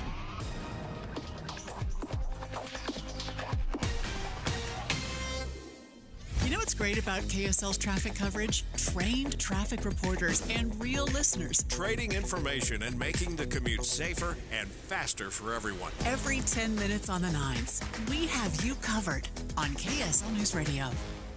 Make the most of your summer plans with triple rewards from Cyprus Credit Union. This July and August, use your Cyprus Rewards Visa card to earn triple points for every dollar you spend on gas and travel. That's triple the points for hotels, flights, at the gas pump, and more. This offer lasts from now through August only, so make the most of your Cyprus Rewards Visa or apply today at cypruscu.com. Cyprus Credit Union, your future is our future. Equal Opportunity Lender. Nearly 70% of Utah's land is controlled by the federal government, severely limiting Utah's ability to actively manage and protect our natural resources. Our families, businesses, and communities know there's a better way. Utahns have been good stewards of our public lands for generations. That's why we're asking each and every Utahn to get informed, speak up, and learn more at standforourland.utah.gov. None of these 7 people scored the winning touchdown in last year's championship game. None have gone into space or gone on tour with Taylor Swift. Yet 7 special people in the community deserve your attention. And September 7th at the Utah Valley Convention Center, starting at 6 p.m., you can give it to them. Join Community Action Services and Food Bank in celebrating the contributions of 7 extraordinary members of the community. Then see the premiere of the Food and More Store, a pop-up giving experience you can only experience at this event. Plus, you'll have the chance to peek inside their new mobile food pantry. Dinner, live music, entertainment. Get details now on how you can be a part of this exceptional community night. Visit casfb.org and learn more about the evening, the individuals being honored, and how to be there to take it all in. casfb.org. Community Action Services and Food Bank, providing food and more to neighbors in need in Wasatch, Summit, and Utah counties. Hi everyone, it's Congressman Blakemore here. As I've listened to your concerns during my town halls and meetings throughout the district, one thing is clear. Utahns are concerned about border security. According to U.S. Customs and Border Protection, the Biden administration's policies have allowed nearly 10 million encounters nationwide, including over 8 million at the southern border, more than ever before in American history. Record amounts of fentanyl have come through our borders and led to heartbreaking outcomes for families who have lost loved ones to overdoses. For the sake of our community's safety and national security, something must change. This is why House Republicans swiftly passed the Secure the Border Act to strengthen our southern border with new technologies, increase the number of Border Patrol agents, end catch and release, and require transparency from the Department of Homeland Security. I will keep fighting to make 1st District communities safer, and I encourage you to sign up for my weekly e-newsletter and follow me on social media at Rep. Blake Moore to stay updated on my efforts. Paid for by official funds authorized by the House of Representatives. Traffic and weather together brought to you by Sinclair's DinoPay app. Save up to 20 cents per gallon. Here's Mark Christiansen. Well, the big problem this afternoon is going to be westbound I-80. It's closed at 7200 West due to that earlier accident further westbound. Right now, it's a parking lot as early as 5600 West. Do not use westbound I-80 if you want to get anywhere this afternoon. Now, the other problem with that is the westbound 201 freeway starting to take a lot of that traffic, and you'll see that as early as 9th West, and then right around the 215 interchange further west at 7200, and then towards the 202 as you make your way further towards Tooele. Also, we're getting reports that northbound Highway 40, about 2 miles north of Heber, is shut down due to an accident there. That's just as you start going up the hill from Highway 32. The Utah RV Super Show is back September 12th through 15th at Mountain America Expo Center. Unplug from distractions and plug into your family at the Utah RV Super Show. Mark Christiansen in the KSL Traffic Center. Sunny with a high of 87 today. We're back into the 90s for the weekend. This wildfire smoke will be thick in northern Utah. We'll see yellow air quality conditions for the Wasatch Front, and that will be in place throughout the weekend. Right now, it's 82 degrees and sunny. I'm Britt Johnson from the KSL Common Spirit Health Studios. Listen online at kslnewsradio.com. We're Utah's news, traffic, and weather station. Inside Sources, an inside look at 2024 presidential politics. We're doing a little extended version today of our Inside Sources, inside look at presidential politics, because there's a whole lot going on, and we've got to be ready as we move past the Labor Day weekend and move into the fall campaign. We are 66 days away from Election Day. I know some of you are counting those down, looking towards the first Tuesday of November. We talked in the last segment about after all has been said and done over the last 40 days since President Biden announced that he would not seek re-election and Kamala Harris became the presumptive and then actual nominee for the Democrats. They've had a lot of momentum. They've had a lot of fundraising success. They had a great convention in Chicago. They did all those things. The Republicans suddenly went from euphoria in being convinced they were going to go to a landslide victory, suddenly on their heels a little bit. And after all of that, over the last 40 days and 40 nights, here we are. It's a tie ball game as we enter the last frame of this presidential contest. And so in those 7 key states, so 7 swing states where things really will be decided, all of them are polling inside of the margin of error. So they're all within about 3 points, 3 to 3.5 points.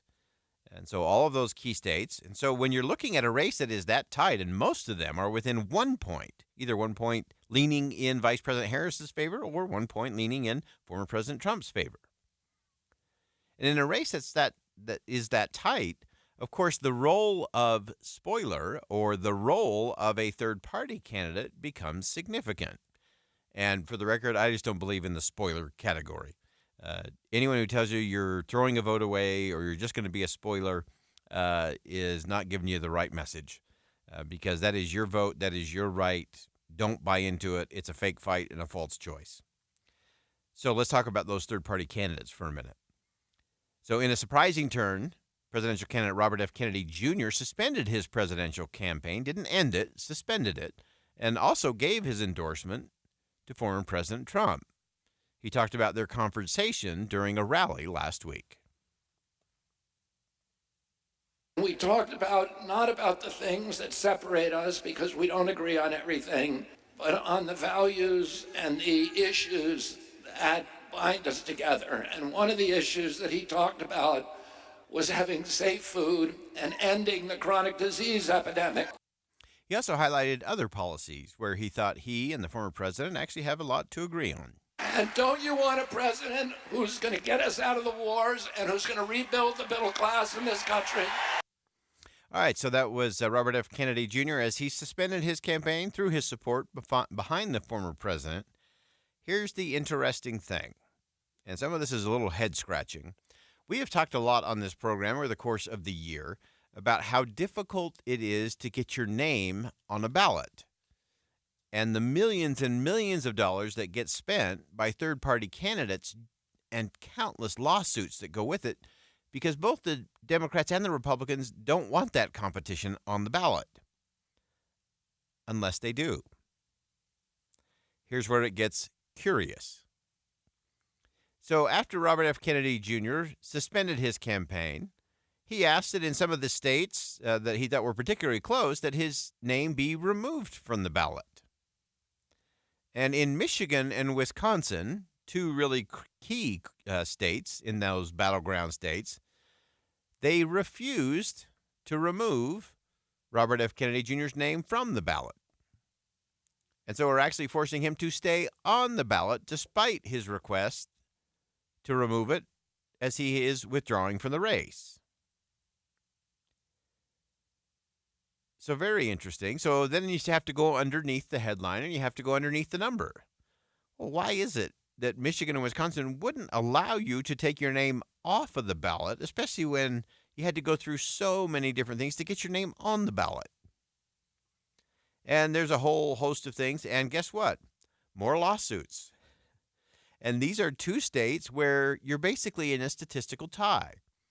In both of those states, Robert F. Kennedy Jr. is garnering about 4 to 5% of the votes. So if you have someone who's getting 4 to 5% of the votes and is leaning, maybe they're stealing some of those or taking some of those votes away from former President Trump, or maybe they're taking more from Vice President Harris, that becomes an interesting thing.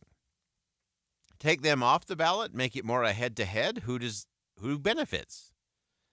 And that's the part that's gotten very curious to me. Whether it is in Wisconsin, whether it is in Michigan, even in Arizona, there is this battle of, sorry, you can't take your name off the ballot. We just required you to spend millions of dollars and go through all kinds of lawsuits to get on the ballot. And then if you decide you want to withdraw, you can't take your name off. Now, in some states, there are actual statutes that say you can't remove your name from the ballot unless you die. Withdrawing is not enough to take your name off the ballot. Of course, that raises all kinds of questions about Kamala Harris's name being on the ballot, as those states already had their primary elections. And the primary election votes went to President Joe Biden.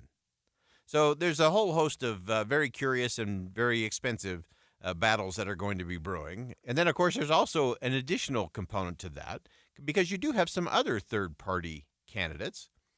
And the really interesting thing in Wisconsin and Michigan, they won't let Robert F. Kennedy Jr. take his name off the ballot, but they won't let Cornel West get on the ballot. Explain that one to me. And there's a host of other very interesting lawsuits that have been going on. All of that to say, in a very close race, all of these percentages are going to matter this year, because it is going to be incredibly close as we have 66 days to go. But I'm really curious as to why all of this is such a battle and is so complicated. And I still believe that after this election cycle is over, there really needs to be a serious conversation about ballot access. Because currently it's to the Republicans and the Democrats' advantage as a two-headed monopoly to keep and make it very difficult for third parties or independents to get on a ballot. It's easier for them to continue to control and to make all their argument that it is a binary choice. You have to do this or that. Those are the only two choices. And I think we need more choices, not less. I think having more choices give more people an opportunity to say, you know what, I'm not buying that and I'm not buying that. And wow, I actually have an option. I have the potential to vote for someone who actually does have a path and a chance because they're on the ballot in every state. And I think there needs to be some minimum requirements. I get that. You don't want to have a ballot that's 47 pages long and filled with 1,000 different names. But it should not cost tens of millions of dollars to get your name on a ballot. It just shouldn't. But it is a way for the current system, Democrats and Republicans in control, for them to maintain the status quo by forever making it the false choice of you have to go Democrat or you have to vote Republican, especially when it comes to presidential politics. All right, we'll go ahead and step aside for one last break on a Friday. We'll come up with some final thoughts next here on Inside Sources. Stick around. We'll be right back. Stay with us.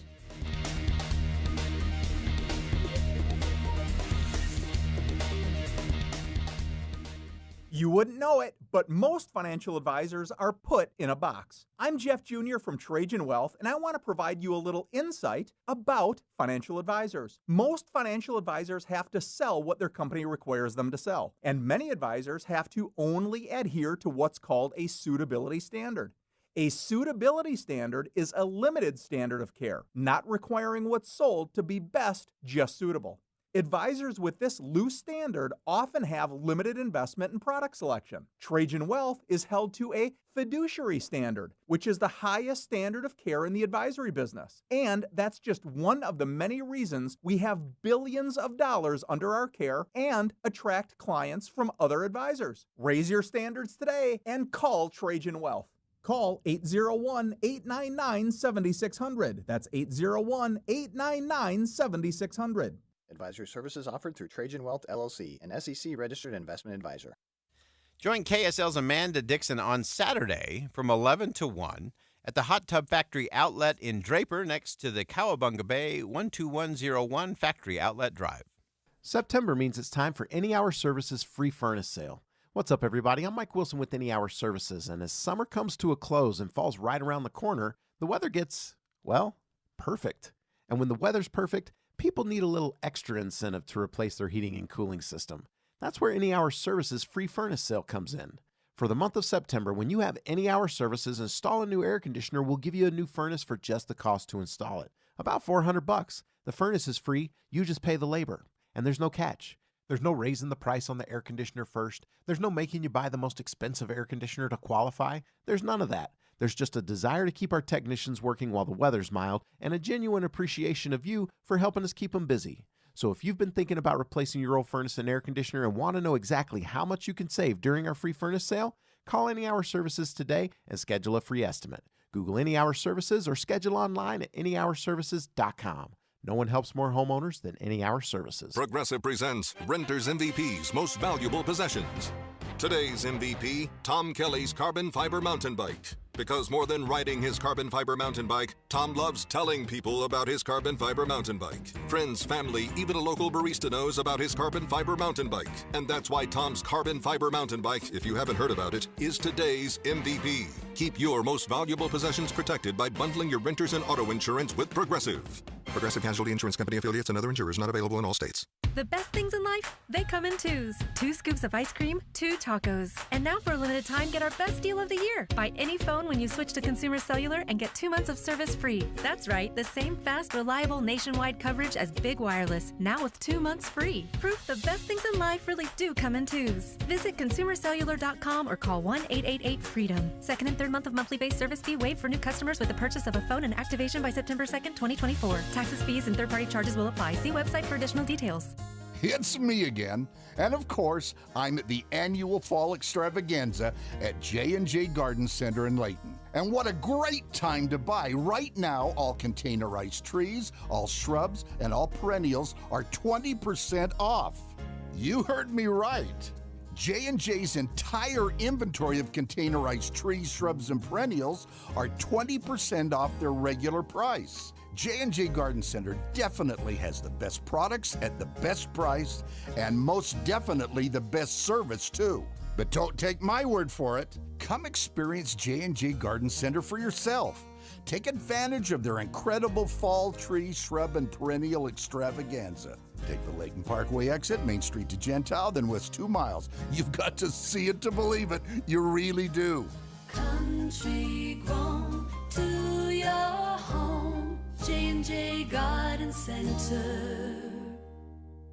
Looking for a beautiful and functional upgrade to your home? 3 Day Blinds has you covered. At 3 Day Blinds, our free in-home design consultation makes it easy. A 3 Day Blinds design expert will help you find the window treatment solution that works best for your home's needs and style. We bring the showroom to you with loads of samples, giving you an idea of how different fabrics look in your home. Your designer also provides expert measurements and helps coordinate installation. Book your free in-home consultation by visiting 3dayblinds.com. Take control of your window treatments with Motorized by 3 Day Blinds. Whether you're at home or on vacation, you can operate your window treatments with the touch of a button using the 3 Day Blinds app. 3 Day Blinds has specialized in window treatments for more than 40 years, and it's the name people trust. At 3 Day Blinds, we have stylish and functional window treatments for any occasion. For your free custom same-day quote, schedule your free in-home design consultation now at 3dayblinds.com. That's 3dayblinds.com.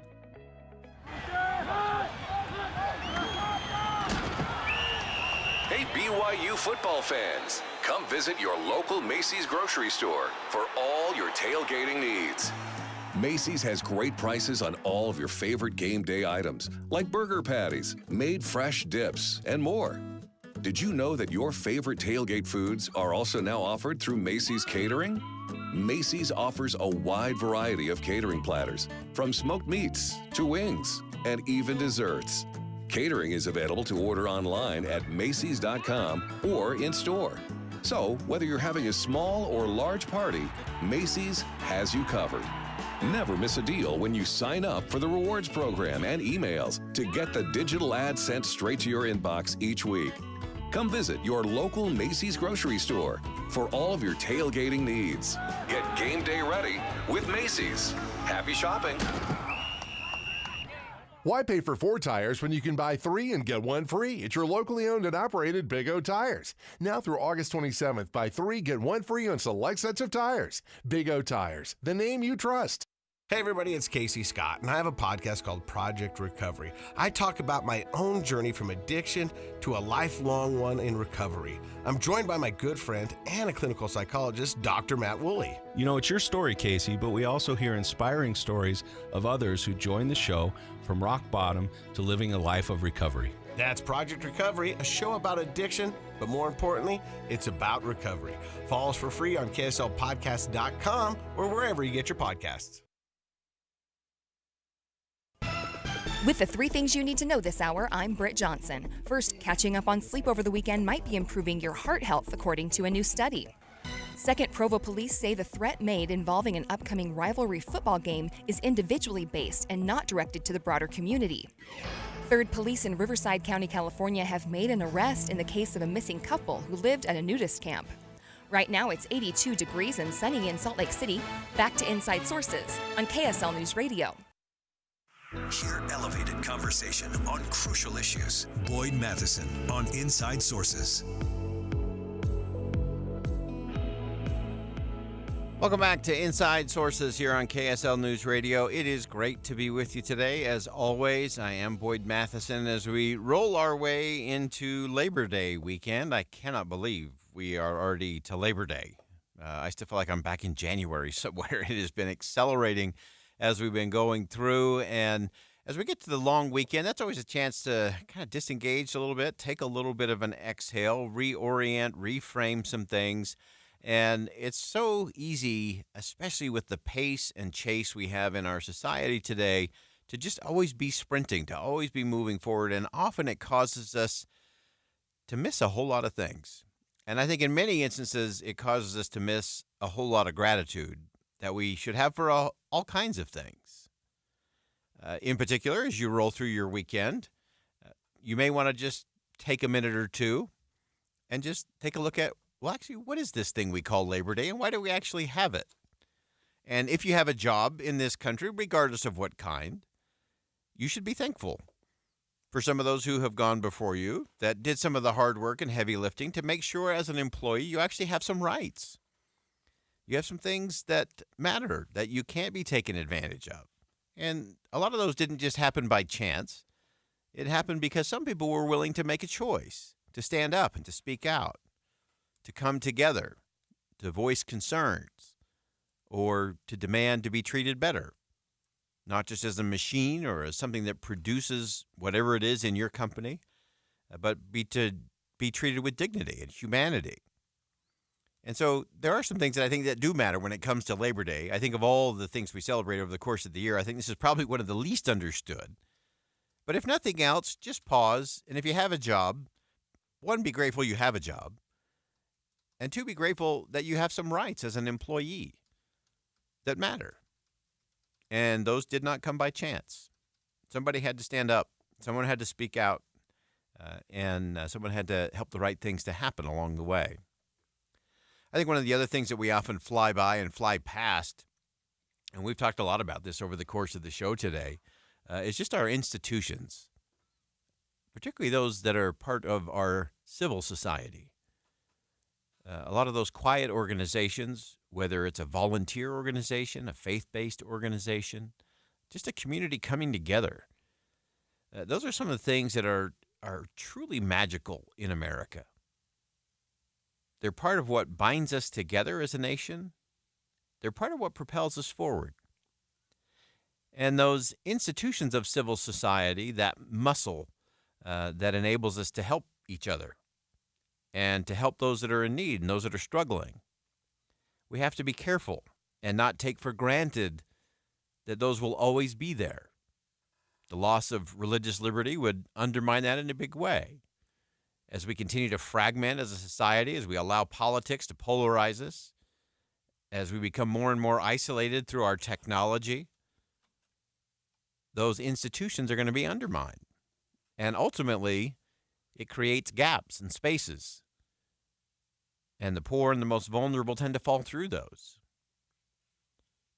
And those institutions of civil society are the thing in between government and the people, and are usually far better at meeting the needs and helping people with compassion within community to become self-reliant, to have opportunity and upward mobility. And those are things that we often just take for granted in this country. And as you've heard me say many times on this program, that which we ignore or forget, our children may not know, and what our children do not know, our grandchildren are not likely to possess. Remembering matters. Being aware of those things and valuing those things matters even more, especially at a time where we're allowing our politics to drive so much. As most of you know, if you've been following the show this week, I was out for the first few days of the week. I was down in Lima, Peru. I was part of just an amazing gathering. Gathering is so important. This particular gathering, a lot of young professionals who want to make a difference in their communities, in countries all across South America. And I have given speeches in front of large audience, tens of thousands of people in attendance at a big rally, to corporate boardrooms, employee strategy meetings. I've been in a lot of different settings. And as a speaker, as a presenter, you often learn a lot in terms of how the crowd is engaging. And sometimes they kind of rock along and are just kind of interested in going. Sometimes you have people who are taking some good notes. You can tell they're really with you all the way. And once in a while, and now and then, you'll have an audience that is so hungry, is so ready to be taught, is so engaged in gleaning every little last morsel or principle or practice or strategy that it literally just sucks the energy out of you. And that's the group that I had in Lima, Peru. By the time I was done speaking, I was exhausted, even though I didn't speak all that long comparatively. But this group was so engaged and so hungry because they were convinced that they could make a difference in their community. And ultimately, by making a difference in their community, they could transform their countries, many of which are struggling, many of which have a lot of corruption and a lot of challenges with those in high office.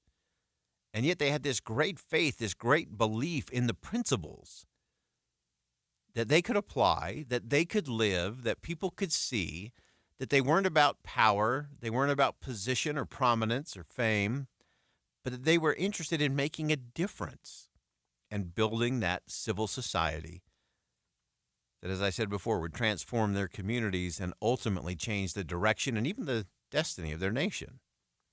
That's an exciting group to be with. I think we need a little bit more of that right here at home in the United States of America. The intensity to learn, to drive, to add value, to make a difference. That's what drives freedom. That's what fuels the future for all of us. Well, that wraps it up for us on Inside Sources today here on KSL News Radio. I'm Boyd Matheson. Thanks for joining us. Have a great holiday weekend. And as always, as you go out into the world, make sure you see something that inspires, say something that uplifts, and do something that makes a difference.